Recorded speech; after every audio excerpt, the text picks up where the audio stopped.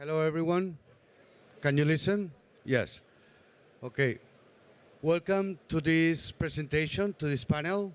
It's about cooperation and partnerships in city. My name is Javier Creus from Ideas for Change. I'm going to be the moderator of the panel. I believe that we're very lucky to have this selection of panelists. We've been preparing this session, and we'll have people from Germany, people from Sweden, people from Finland, and people from Qatar telling us about how they go about the smart city cooperation between agents. Cities are arguably the most important creation by humans. Cities is something we've accomplished that allows us to meet strangers, to get together, and to have casual interactions. Out of them occur everything, commerce and marriages and everything. Cities are becoming the principal agent in the century to come, and we're all rethinking cities, and we're rethinking cities from very different perspectives. And no single agent has the vision, the tools, the ability to know what the city should look like. So every time it's more evident that we need a strong cooperation among public institutions, among businesses, among citizens to get the cities reinvented. And part of the things we're going to listen to in the next hour is how the cities are being reinvented. And there are a lot of assets out of which cities can build new things. There's land, we'll see in Qatar. There's data, we'll listen about the most intelligent city in the world this year. There's energy, there's mobility. There are so many dimensions to a city, the ones we know and the ones we don't know yet, that I think it's going to be very useful to listen to this presentation and then have a small time to put your answers and to get into some kind of dialogue before getting into conclusions. I'll first introduce Andrea Braeuning from Robert Bosch company, and she leads the Living Lab in Ludwigsburg. I hope I said it more or less okay. Afterwards, we'll have Päivi Sutinen from Espoo City as a Service, which is building a platform with corporations and citizens and got the prize to the most intelligent city. Then we'll have Teppo Rantanen from the city of Tampere, which is making very big improvements in 5G and other dimensions. Then we'll pass to Carina Ashan from Umea in Sweden, which has got special interest in mobility and a very interesting thing about electrical buses. Electrical buses couldn't run in such a climate, so they have to develop a business that could do that. I think that's very interesting to know. And last but not least, we'll have Ahmed Al-Kolbi, who will be talking about a real estate development in Doha, Qatar, which is meant to be the smartest city in the world. So with no more words, I would like to introduce you to Andrea Braeuning, who's going to tell us about the Living Lab in Ludwigsburg. Hello. Thank you. Thank you. Have the time right there. Yes, okay. Okay. So smart cities are challenging our comfort zones.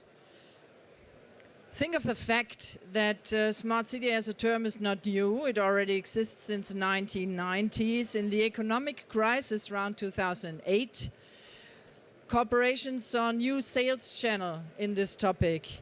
Then around 2010, there was a huge marketing effort, and today this results in a lot of pilot projects, mainly segment-based and based on technical feasibility. So we need to take the topic into the next phase. The next phase will bring us out of the silo approach. It will us bring into business models, into scalability, into holistic solutions, and into the participation of citizens. What is necessary to reach this next phase of smart city? To my understanding, it's three things. One is stakeholders involved need to define new roles, and we need to identify business models. Second is the combination of all those silo questions, silo segments, get out of the silos, go cross-segmental. And the third, topic that brings smart city into the next phase is the collaborative approach. I only pick one example for new roles and business models. All these companies will have it. But think of Panasonic creating entertainment devices. They created a Pana home, set those homes into a quarter, which is called Fujisawa, close to Tokyo. And they also created a town management company. They are obviously leaving a core business. The second point is the combination across segments. So here you have various silos, and I only pick one example, which is the e-mobility from the segment of the mobility. You can use the car as a storage, energy storage in a quarter. It gets a new role within the building, within the quarter. It gets part of the energy management in your house. It can be combined in mobility hubs where you then add on sharing concepts, public transportation. It gets a new role in logistics concepts. And if you think of autonomous parking using less space, this also has an effect on city planning. But at the end of the day, the question is open. Who is the planner of such an integrated approach? Who is the converter? Who is the operator? And for companies like Bosch, it's also the question, who at the end is the customer? Last but not least, third argument to bring smart city into the next level is the collaborative approach of industry, academia, and municipal authorities. The example of Ludwigsburg is the so-called Living Lab. We are a mixed team of representatives from those companies, which you can see here on the right-hand side.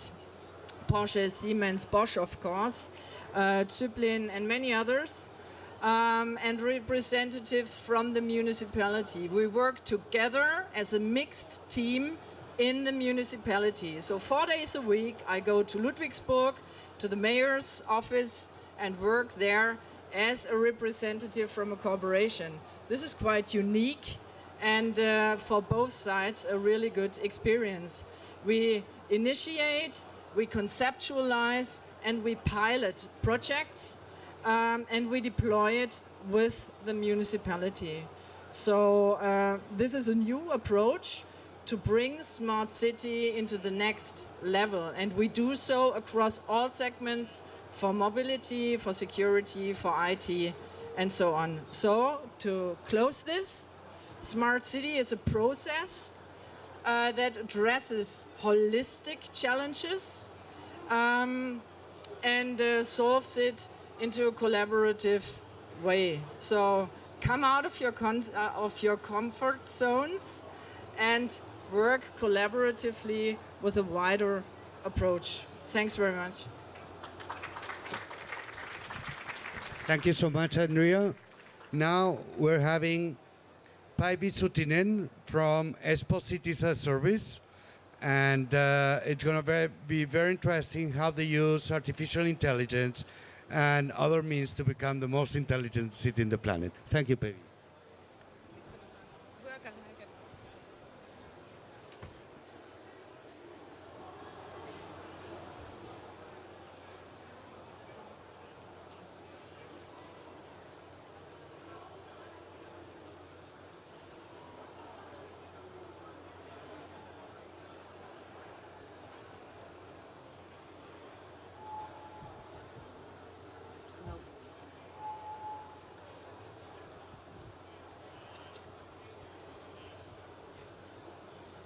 It's wonderful to be here.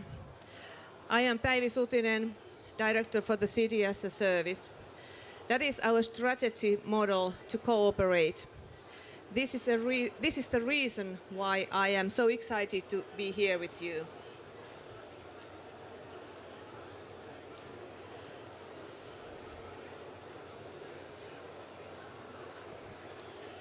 At the national level, cooperation means that we work with other cities. The biggest intercity cooperation in Finland is the Six Aika program. It is a beautiful example of cooperation between the 6 largest cities in Finland. It's a beautiful example of cooperation between the 6 largest cities in Finland. The Six Aika program is Finland's flagship in the EU cohesion policy's 30th anniversary year 2018. This is a unique collaboration between the cities.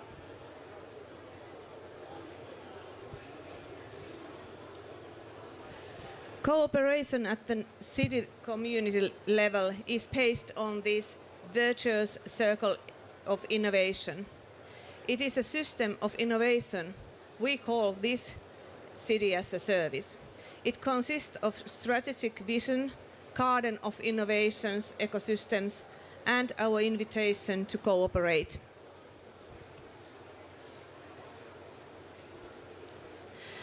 The sweet spot of innovation in the 5 helix cooperation between the different professional and industry ecosystems. The City as a Service model is a model for boosting this cooperation according to service dominant logic. In the following, I give 4 examples.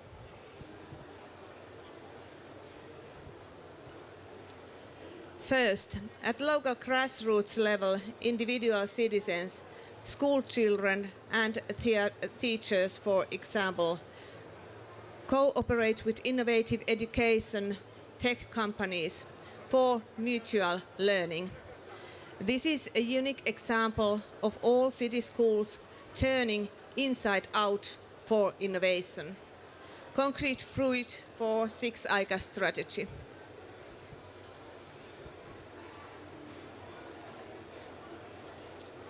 Secondly, in research and development enjoys an abundance of data from urban living labs. Topics include platform economy, humanizing data, and technological R&D, like 5G, AI, biotech, and energy. For example, VTT and Aalto University are world-class examples.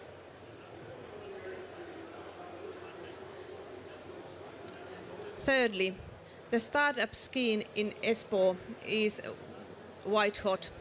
An example is Mightyfire. In cooperation with Espoo schools, they have created an application and a pedagogical method of positive psychology, helping students to master social and emotional skills. Fourth example is cities' cooperation with the energy corporation. Fortum plc and the city of Espoo have agreed on cooperation and regarding energy solution in Espoo. The upcoming measures will cover areas such as district heating and cooling, electricity production, electricity vessels. Our goal is carbon neutral district heating by 2030.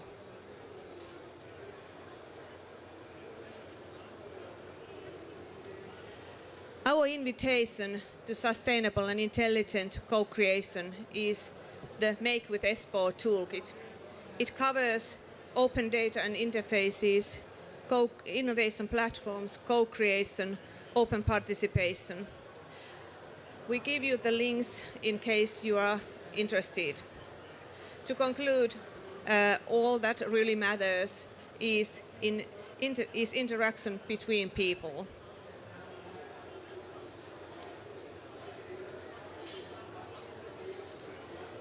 And now I'd like to close with a video, but I'm not sure if it's working because the music in the beginning didn't work, so I hope this works. It doesn't work, so please. The Zero Friction City, Dynamics of Innovation Ecosystems. Often, we see distance from others as prohibitively inconvenient, leading us to stick with the old and familiar. Even when we are struck with inspiration, that inspiration remains trapped, with little way of coming to fruition within the communities of like-minded people in which we work. And often, we're unaware of possibilities that may reside outside the box. However, when strangers meet, fortunate coincidences can occur. City government can actively enable such encounters, for instance, by arranging events and creating physical, social, and digital spaces. This allows all sorts of people to interact and share ideas, create new knowledge, and get motivated to act on ideas. Such enabling services are affordances that the city government can use to direct innovative energy in pursuit of societal goals. In other words, the government would invest in such things as co-working tools, workshop facilitation methods, hackathon events, orchestration services, and digital knowledge refinement applications in order to guide activities towards common goals. They form innovation platforms in which knowledge about innovative ideas are held, fostered, and made available for collaboration. Collaboration that is based on mutual commitment to common goals is the best practice of innovation ecosystems. Smooth interaction, openness, transparency, trust, and confidence are prerequisites for successful co-creation. The city government's role would be to remove friction that prevents success. The city government's active enabling role helps create new knowledge, new markets, and happy citizens. Developing innovation platforms and transforming innovations into sustainable 21st century urban services brings business opportunities and value to citizens and enterprises. In a city without friction, anything is possible. Thank you. Thank you, Päivi. Let me introduce you now to Teppo Rantanen from the city of Tampere, which is developing very interesting things in 5G and so on. Thank you. So we'll start with talking about a little bit about Tampere, which is the kind of a next city to Espoo. So we're pretty close in quite many things, and we do a lot of work together. How we are seeing things is that we look at the whole smart city exercise as an ecosystem where we work together to bring the best of data and technology and people together. And that means that we have been able to bring also different types of participants. So we've been able to bring collaboration between corporates, between universities, research institutions, but also civic organizations, and create something which helps us to make the people, which is the most important thing about a smart city, to really flourish and the businesses succeed. So how we've been doing that is that we have been looking at the city as a platform. And we think it's very important for the city to be something which enables things and makes things happen instead of just doing things. So we are trying to enable our different types of corporations, companies to do things on different levels of being enabler, bringing resources, building this ecosystem up, and also acting as a living lab. It's very important also to see that we are not just doing pilots. If you look at what's happening in the many smart cities today, they are full of pilots. The pilots rarely scale up. What we are trying to now focus on really scaling up and seeing that things become real alive, and they can be built into something which creates business opportunities and creates sustainable systems, so that this, what has been started as a pilot, can actually continue to become something which is working alive. So we bring different types of technology platforms. For example, we have already 2 5G networks up and running in the city of Tampere. The other one is what's called 5G Ready Commercial Network, because 5G has not been officially standardized yet. And the other one is full 5G network operating as a test platform for our autonomous vehicles, for our different types of sensor technologies, and using it as a multiple purposes for companies to come and join and do their testing. So we believe that the city is an important enabler of things. And that's why we have opened up data. We have done a lot of giving different types of resources. And I will share you now 3 examples of platforms that we've been doing lately. So if you look at what's happening right now, the picture in the background is a new city district which is being created on an old factory land. It's only 5 kilometers away from the city center. And it's becoming a 25,000 inhabitants, 10,000 jobs city district, which would be the kind of most intelligent, most smart, most applying the sustainability principles. So we are inviting companies, we are inviting different types of university to come and join us developing that and making it with the new innovative solutions, new technologies, new ideas, but also inviting people. So our citizens have been part of designing and planning what that should be. So that's a full platform. Right now, there are simple things happening there. There's vertical greenhouses, there's a Carboflex, which is producing kind of a CO2 positive energy solutions, etc. But we're building it as a massive platform for different types of innovation things. It's a long time frame from 2020 until 2040. So we are developing that, but it will be a huge opportunity for companies to come and join. The other one is our new tram, which will start operating in 2021. It's more like a kind of a light rail type of system, but we make it as most intelligent tram, with all connectivity, with all the technology, including camera, including all the sensors, including intelligent screens or intelligent windows. So there's a lot of new technology coming out. We offer that as a platform for our companies.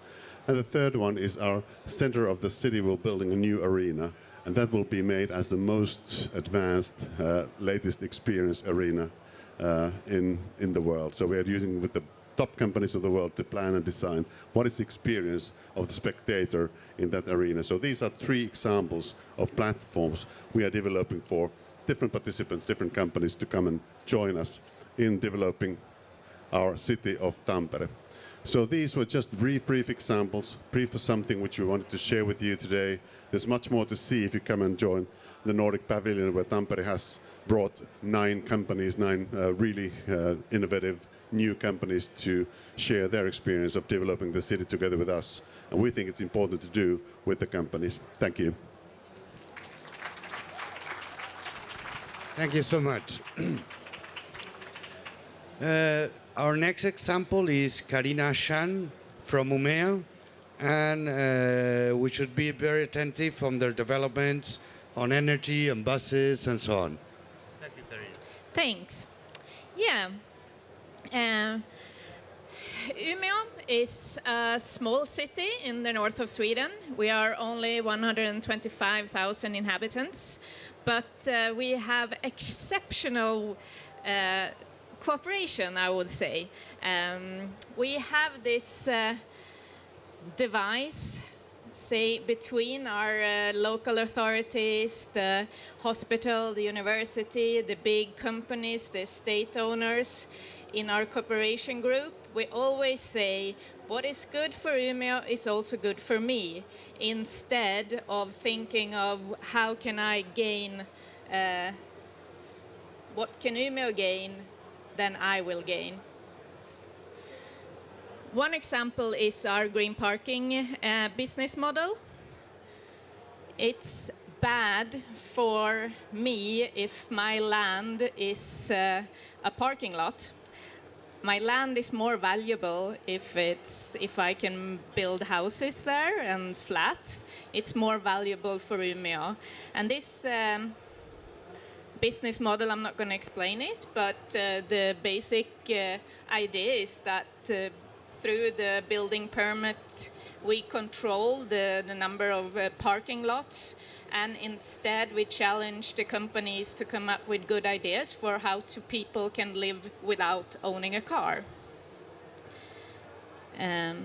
One example is the energy company has offered all the tenants, we call it the energy game. They get their flats reorganized with sensors, like a smart home where they can control all their appliances with a mobile phone app, and also security and everything. And they get challenges so that they get different assignments if they have been a good tenant and saved a lot, turned their flat into saving mode a lot. They get something in return, and this what they get is sustainable transports. They get, for example, free use of the car sharing system in the area, and one tenant is giving out free winter tires to the bicyclists. We live in a very cold climate, but 50% of the inhabitants, they bicycle even if it's 15 below zero in the morning. We also give out the free public transport tickets to our electric buses. These electric buses were also a result of this business model that when we wanted electric buses in Umea, there were no electric buses that could handle the cold climate of Umea. So we had a small company started to develop the buses for us. Together in cooperation, we developed these buses, and by next year, all our buses in Umea are electric. This cooperation also led to that Umea is the first 5G city in Sweden. We have some test cities, but Umea is the first one that will have a completely full-scale arena to test new services, and the hospital and the university is at the core of it.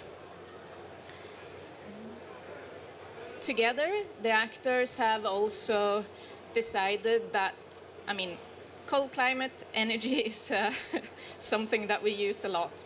So 100% renewable energy supply for the whole area, the whole city. And we have in this area, I mean, I'm not going to explain all of it, but we have one of the biggest geothermal storages in the world here. Anyone they have any surplus can put heat and cold into it. We store from the winter to the summer and the other way around. And whoever needs heat can use from this. It's like a sharing economy. And this is something that the actors say, what is good for you is also good for me. Just to finish up,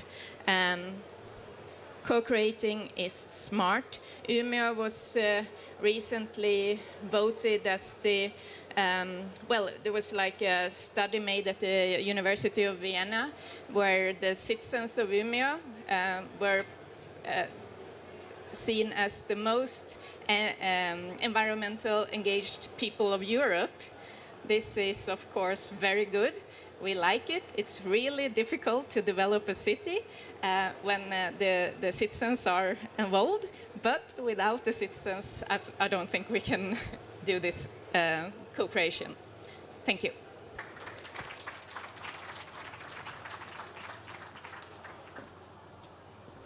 Thank you, Karina. And last intervention, and then we'll open the floor for questions. We have Ahmed Al-Kobi from a real estate developer in Doha, Qatar, who's building a really whole district called Smart City. Thank you. Hi. I would like to take this opportunity to show or tell you why Msheireb Properties, the company that I work for, aim to be recognized for their leadership in ICT. Well, it's not a name anymore, but rather a reality, because we have built a smart and sustainable city to work and live in. Msheireb Properties is a real estate development company, and our city is called Msheireb Downtown Doha. It is located at the heart of the capital city of Qatar.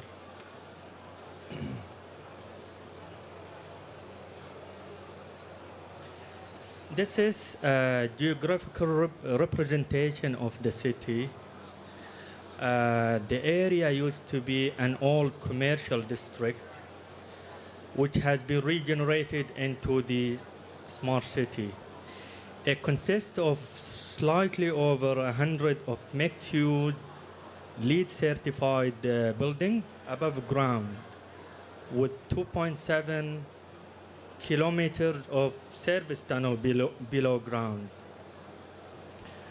The city has a dynamic site-wide network that will allow the interaction of smart system and application in order to deliver services to the tenants. So the question is, why do we think that this city is one of the smartest cities in the world?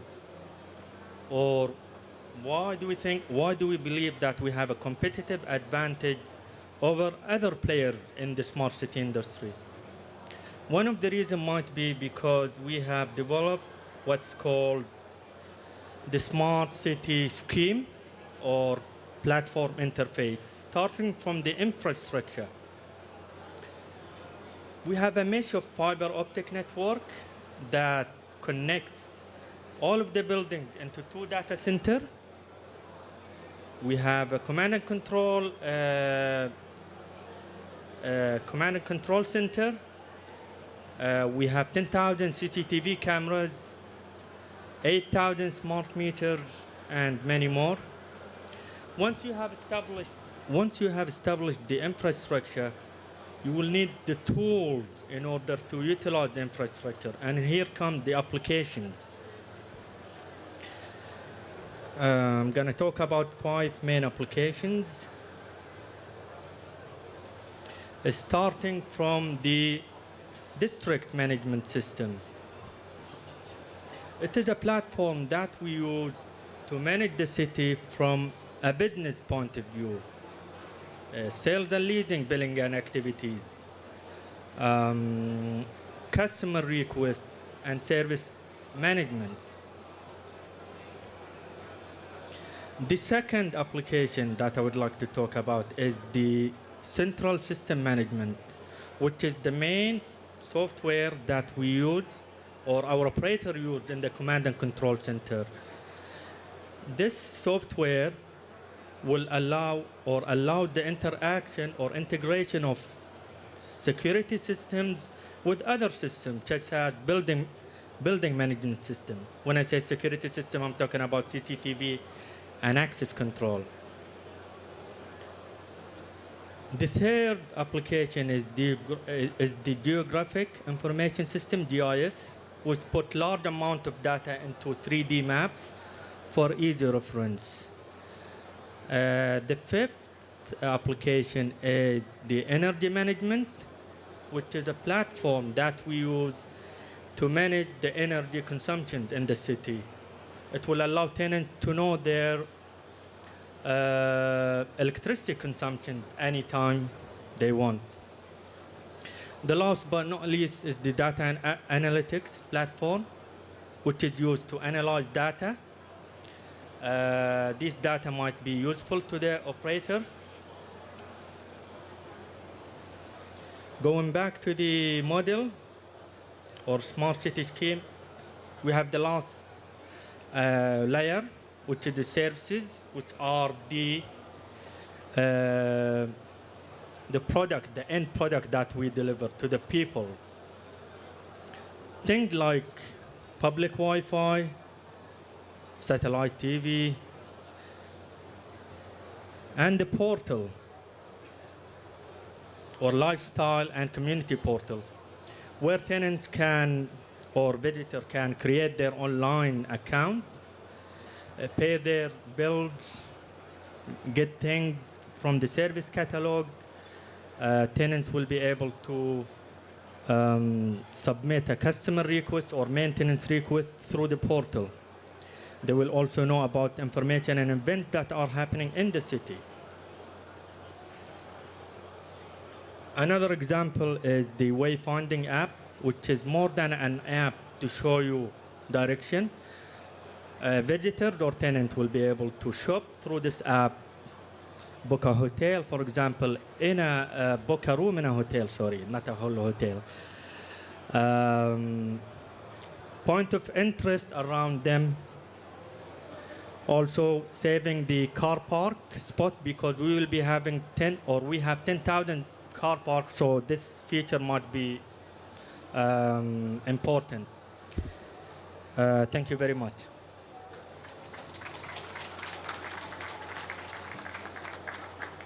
So, thanks to our presentations, we still have time for questions. No? So I'll open the floor.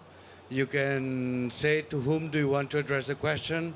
Otherwise, they'll choose who answers each question. Who goes first?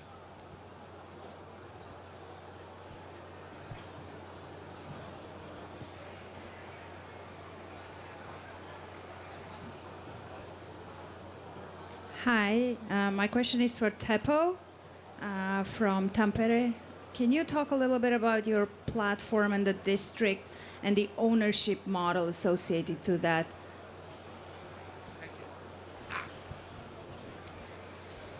Sure, happy to do that. So the district is a combination of city-owned land and private-owned land, and we're actually putting them two together in a work in a totally new alliance type of way, developing the land. And then we are forming a development company to kind of manage how that will be then turned into these development activities. And for each type of development project, we are ready to build also joint ventures with different players. So if it's around energy, with an energy company, if it's around mobility, with some mobility players. So we are trying to build a kind of an ecosystem around that, using the city as one of the key enablers there, but also taking all those companies in. And we're also looking for getting investors in there. So we've been talking with some pension insurance companies and others who are willing to invest in that development. There was someone here. You. Thank you for the presentations. This is actually a question for all of you, and it's if you see a conflict between smart cities and affordability. Otherwise, who gets to be smart? What areas do we build smart for? You want to take it first? I can take, because we've just been talking about this, because we have the ideology that actually digitalization can bring more equality than different between the different people group, but we have to pay close attention to it so that we make sure that the user experience for different groups is the same. So whether they are people from poorer conditions or elderly people or young people, and that can be done, but it also can be separating. So it's something which needs to be very, very closely monitored. But we have been looking into that. Anyone else of the panelists?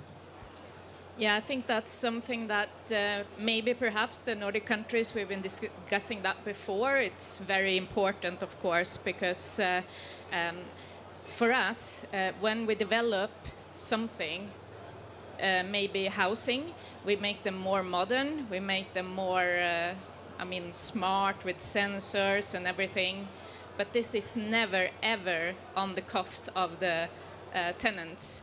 It can't be. It has to be part of the business model that a company will pay the extra cost, and it will only be a good service for the citizens, never an extra cost. Okay, and on behalf of Espoo City, our city as a service model means that we open our own services for digitalization experimentations, and that's why it is open for everyone. And also we have in our libraries, we teach elderly people to use digital NFTs. So that's why the openness is for us the answer for this kind of problems. So in the case of Ludwigsburg, every 3 years they conduct a so-called future conference, and they invite the citizens. This year it was in June, and we had around 300 citizens participating, and they set the agenda for the digital development, but also for the other activities in the city. So they identified 12 so-called master plans, and in this future conference, which lasts actually 2 whole days, they developed together with the municipality the strategic goals of the city, but also the operational goals of the city. And everything the municipal apparatus is doing has to contribute to at least one of these master plans. So this is how the citizens are involved. And in case of our living lab approach, we, as the others as well, we conduct makeathons where we also invite citizens to take part of getting hands on digitalization. Like, for example, we once had a project where we identified stress points. We put sensors to the people and identified stress points on their bicycle route between the station and the commercial area. And then we knew where are those hotspots, those stress points, and then we can directly do something. If you want to know more about the Living Lab in Ludwigsburg, just go to our website, which is ludwigsburg.de/livinglab. Thank you so much. More questions? Up there? Could you help me?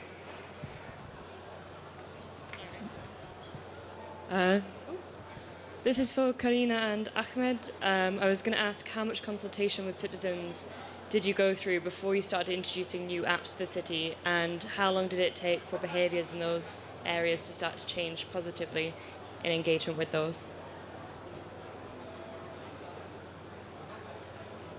Sorry.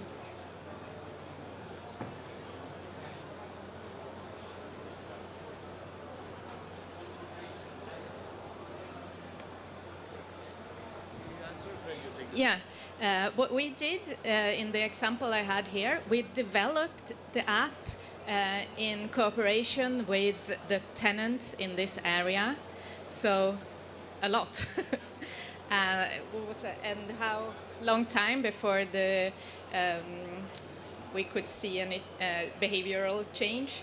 Straight away, actually. Very, very, very fast, because there was something that you could get in return if you did something. What we're doing now is trying to compare to another area, housing area, where you don't get anything in return. We want people to behave because they want to. We don't see as much or quick change there. The question was for you as well. How did you consult citizens before developing the real estate project? Msheireb Downtown Doha is a recently built smart city. To be honest, we have not interacted with the citizens, but we've got our consultants, we've got our master system integrator who has built smart cities elsewhere, who has assisted us to make sure that the infrastructure that we have is meeting the current demand as well as the future demand, for example. Thank you so much. Anyone else? Questions? No? Any other comment you want to make yourself? Okay, so I believe we had an incredible opportunity to listen to 5 stories of different cities and different approaches. They share many things in common. What they share is they know that no single agent can develop the city we're looking for. And I believe from the questions as well, we leave with a sense that, and Andrea started with that, saying, let's get this for real. And I believe that if we look at the IQ, the intelligent quotient of cities, we're doing very well. We're doing very well in infrastructure. We're doing very well with these new cities which are digital inside, as if they were a computer. We're doing very well with apps, with data, with artificial intelligence, and we're already getting real in efficiency terms, no? And we can do that. We can save energy, we can ameliorate mobility, and so on. On the other side, and I believe that the questions were pertinent, we should maybe worry about the emotional quotient, the emotional intelligence of cities. How do we build these new intelligent cities, not to be only smart, but to be emotional, to promote agency among citizens, to reduce the cost, and increment the opportunities of living in these sort of cities? How can we balance having a frictionless city with still provoking the causal encounters that have made the cities as what they are? I think there's lots to come. We've seen 8 years of the Smart City Expo Congress. Debate is moving from one place to the other. A whole industry has developing. I believe, as Andrea started saying, let's get real and let's be able to talk about the IQ, but as well as the EQ of our smart cities. Thank you so much for attending.